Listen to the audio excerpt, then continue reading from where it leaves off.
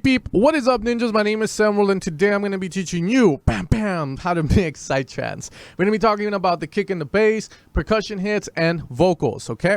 With that being said, if you like this tutorial at the end of the day, make sure to subscribe to this channel, guys. I'm making a few Psytrance tutorials. I'm thinking about doing 2 tutorials a day, though, because I notice a lot of you guys aren't into Psytrance. So I'm trying to draw that Psytrance crowd in right now. All right, with that being said, guys, let's get started with this. So the first thing we need to look at is the kick and the bass, which are going to sound like this. Sounds like, you know, stomping shit right now because there is no sidechain. So that's the first thing we're gonna do. Now, a lot of people like to start their sidechain with the bass. I'm gonna start it with the kick. Now, I am gonna be shaping the kick because if you notice, the kick is very long, and if you also notice, the bass is hitting on the 2, the 3, and the 4, and then the bar ends, and then we go back 1, 2, 3, 4. So knowing this, you can choose to do certain things. You know, mixing is all about different ways of mixing. You know, everyone has their own taste. Some people like it super high frequency bass, some like it warm, like the, you know, the old guys, and then I like it when it sounds good to me. It sounds good to me. So what we're going to be doing here is shaping the kick. Now you can choose to shape it, and we're going to click here to display the wave. Notice how much it changes. Fighting, not fighting. Now this is where it gets a bit different. What if you want a big kick? Well, let's give it that. Let's go with a half kick here. Halfway mark takes up this half, and then we have this left for the bass. Then let's go into the bass now and get it there, halfway mark. Now this is again gonna vary between people because mixing is about taste. You know, this is where you can kind of have a unique sound as well. Like Vinny Vici might like super high frequency bass lines, while you might be like, fuck that, I ain't gay, I like low boomy fucking bass lines. Then that's where it kind of varies, you know. Same thing with the sidechain. Some people like this straight up, no odd volume automation being heard, but some people love it, so they go like, or you know, they all have their vibes, so it's up to you to decide how you want this. And again, there is no right or wrong. If it sounds good, it sounds good. It's all on you, your style of doing this. So I'm gonna go halfway there. So after that is done, guys, different things that could have happened here is the kick could be put smaller like this, and then the bass sidechain doesn't have to be like all the way like so. It could be like this, because remember, if the kick and the bass aren't playing, they're not fighting, so there's no need for a side chain, because at the end of the day, that's what it's for, right? To move the kick out the bass out of the way of the kick. You know, the kick is a beautiful thin person, and then the bass comes in fucking fat as fuck, and it's like, move bitch, you know. And if you guys crash, then the kick's gonna get destroyed. You know, in this instance it's the opposite, but you get my point there. You don't need it. They're not fighting here. They have the room in the mix in that bar. So again, keep that in mind. However, I like my bass to be kind of cut, so I'm gonna have it like so. With that being said, guys, let's move on to the EQ. Now the EQ is another important thing, and again, you can take things different ways here, because some people are gonna probably be like, yo, why'd you boost the highs? I don't like high frequencies, bro. You know, mixing, again, it's about preference. People do it differently, and it's up to you to decide which one you like more. Personally, I'm gonna act to give this bass a little bit more in the mid-low. So let's check it out. Around here. We'll do it there. Not too much. It gives it a lot of meat that was lacking. Let's take a little bit away. You know, I believe in the idea that if you add frequency somewhere, you have to remove frequency somewhere else. 95% removing, 5% addition. You know, it's like girls, you know, they get fat and then they transfer like their love handles to their ass. You know, same thing, same concept here. That's what we're doing. We're transferring frequencies, man. So let's just go ahead.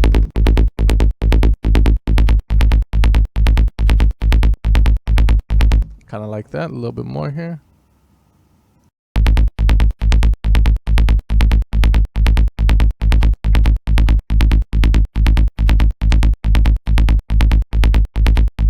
I love that. That sounds perfect there. And then I want a little bit more bite, so I'm gonna go to the moon. No, I'm just kidding, but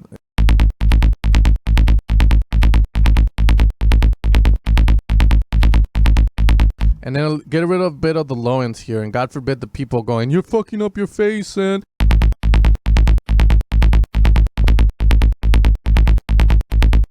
look at the difference. Fuck yeah, there we go. And then we're gonna apply a little bit of compression. Now compression, again, it can go different ways. Some people like to use it to tame stuff, or you can use it to shape stuff, or, you know, pretty much like so. So what I like to do, and this is the way I teach my students, is ratio up, attack all the way down, release all the way down, pull down on the threshold. You can't hear that guy. Pull a little bit out. And then from there, the attack, we're going to set it. Now, this is where you decide if you want to let the transient through or if you want to squish the transient. However, I choose to let it through, so we're going to just go until we hear the click. Like so. So that's the magic number around there, the sweet spot. From there, the release. I want this to pump, so let's ease up on the threshold now. And then the ratio down. So before, now, like so, and then we have the little flow, and let's see how it sounds. So the compressor here is actually taming this guy a little bit more than I want to, so let's ease up on the threshold.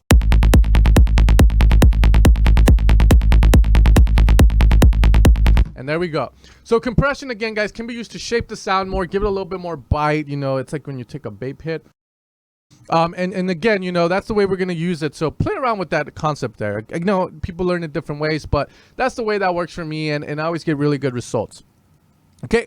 From there, the last thing I like to do is I like to put a Neutron. Now, I can already see people going, no, you're cheating. But the reason I like to put Neutron at the end is because I want to see if Neutron can make this sound better. And, you know, a lot of times we doubt ourselves when we're mixing. You know, your ears are bleeding. You know, there's blood coming out. And your ears just get used to it. So sometimes Neutron can do good things, sometimes it doesn't, and sometimes it's a lazy man's way of mixing. There's no right or wrong with it, though. If you want to use it, by all means, use it. You paid a lot for it. But I like to use it at the end of a chain just to make sure that there's nothing better I could have done. So it's kind of like a reassuring factor, like, yeah, you know, you did a good job. So let's go up front and high on this fuck, and let's play it.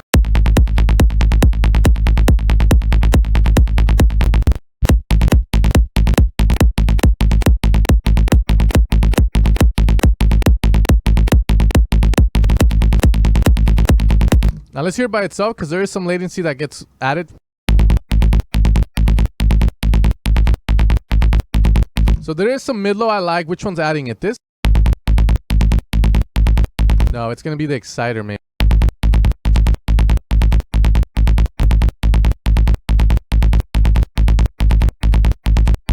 So kind of like that. Let's set 0. There we go.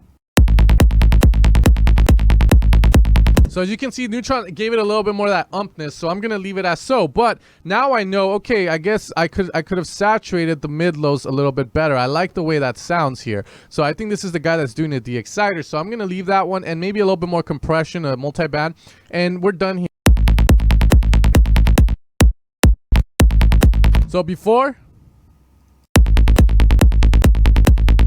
now. So as you guys can see, we did a pretty good job there. And again, various different ways to reach the same result, guys. You might use different EQ, you might EQ differently. But again, it's all about your taste on how you want to do this. If it sounds like the kick and the bass are meshing well together, then you did a good job. All right, moving on to the vocals. And the vocals are going to sound like this.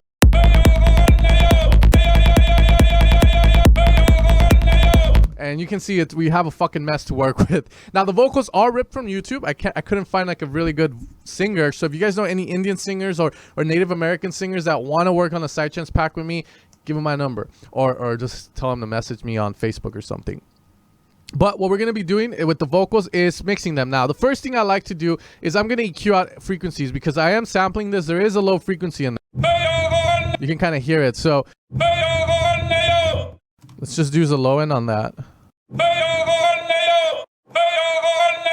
See, it doesn't really change the vocal that much, but I think that's more in the mono signal. So let's just do it in the mono. Oh no, it's on the sides. I can hear it there too. So let's just stick to stereo. And I think that's gonna be fine. Okay. All right, cool. Now, the other thing is on the bus, I like to put CLA vocals. I've met a lot of mixing engineers. I've learned from a couple. And the thing about it is that CLA vocals tends to be on most of the modern ones. You know, there's the old school guys that are like all about the analog stuff, and I talk to them about it.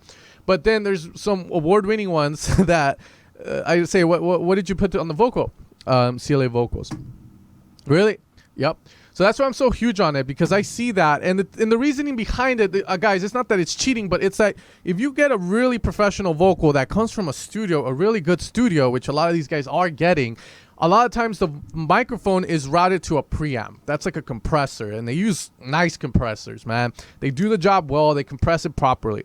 Then from there, they might go into other things, you know, that maybe the mixing engineer at that studio, the engineer wanted to add to the vocal before they send it out to the mixing guy. From there, you know, it's kind of like if you get it, you only need to do so little to it if it was recorded properly. So that's why CLA vocals is my favorite, because I tend to use vocals from sample packs and vocals from, you know, experienced singers that know what they're doing. So I'm going to add the Spaceman preset. I am going to increase the lower a little bit there. I don't want to reduce any more lows. And I'm going to get rid of the reverb and this. Now it's all in our face.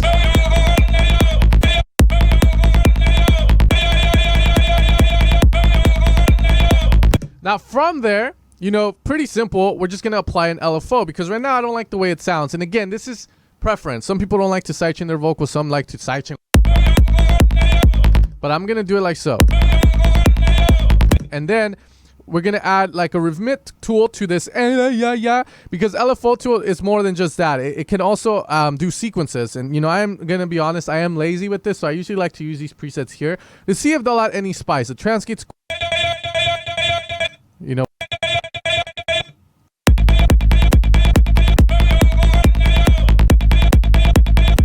So that's what we're going to have there. And then we have our sidechain there. Now, the last thing I'm going to use is Sooth. Now, Sooth is a very expensive plugin. It's like 180. A lot of people talk shit about it because, again, it's an easy way out. What I mean by this is usually I'll add this on vocals because it tends to do a really good job.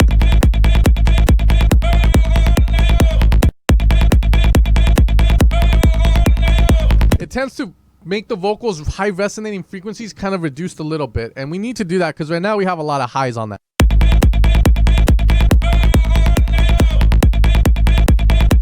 Now, what if you don't have Sooth? Well, let me show you a way I teach my students to do this when I do recommend Sooth to them. You're going to use a multi-band dynamic. In fact, why the fuck did I delete Sooth? Come back here. Okay, and you're going to use a multi-band dynamic. You're going to hold down on the middle frequency, and then with the high frequency and the low frequency, you're going to pinpoint the center area that you want. Now, if you look at Sooth, it's really hitting that 2.8K area. So let's put 3K here maybe. Yeah, 3.0, 3.46. And let's move this up to around 2K. And then with this guy, we're going to get rid of Sooth. It's going to help tame that frequency. Remember, compressor can be used to tame or shape. From here, pretty much you might ask, why didn't you just EQ it, son? Well, the reason we didn't EQ it is because the compression, it only activates when the threshold is hit. So the reason behind that, again, is the dynamic's only going to do it when it needs to do it. It doesn't do it all the time. So that's the key thing there. So that's pretty much the vocals. However, I'm going to go with the lazy man way there. So after that's done, guys, pretty much here we just get the volume.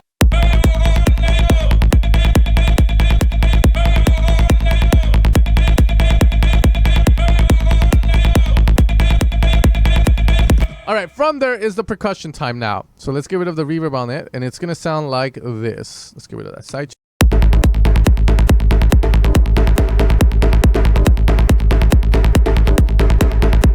Okay, so first thing, again, we're going to EQ it, and we're going to get rid of frequencies we think sound kind of,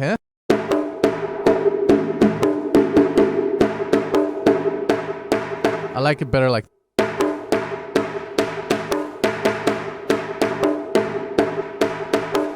get rid of some of the lows we're not using. And then we can compress this guy as well. Now, here, I'm going to use compression to tame it a little bit more because I felt like when I was hearing it with the bass, it was kind of like they're kind of fighting. So what I'm going to do is, again, high ratio, low attack, low release.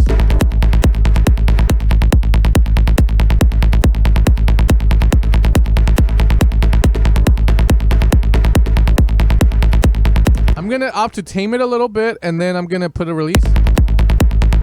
And then lower the ratio. Let's move this up.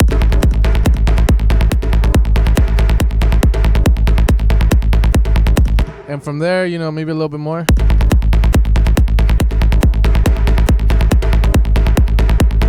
I'm gonna move it to the sides of the mix as well. I think it'll sound a lot better there. So S1 that fucker.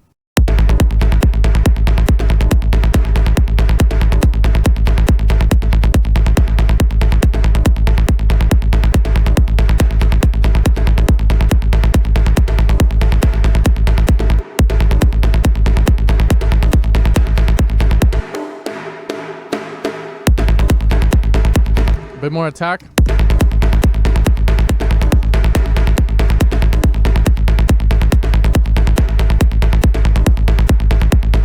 And then with the vocals, it might not sound good.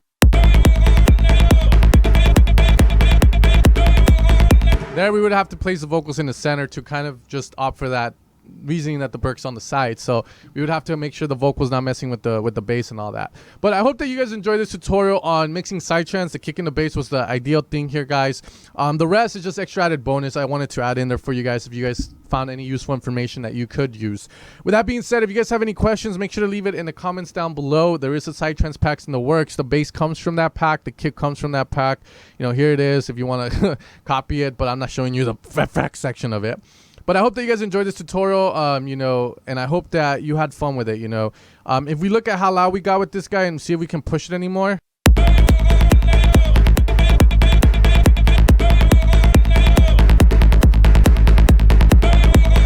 Yeah, we got around to -4, which is pushing it, but usually if you can get that loud, that means that you did a pretty good job with the mix down, because if you can get that loud and you not hear the kick going blah, blah, with the fucking bass, then you did a really good job. With that being said, guys, I'll see you guys next time. You guys take care, and you guys have an amazing, amazing day. Peace out.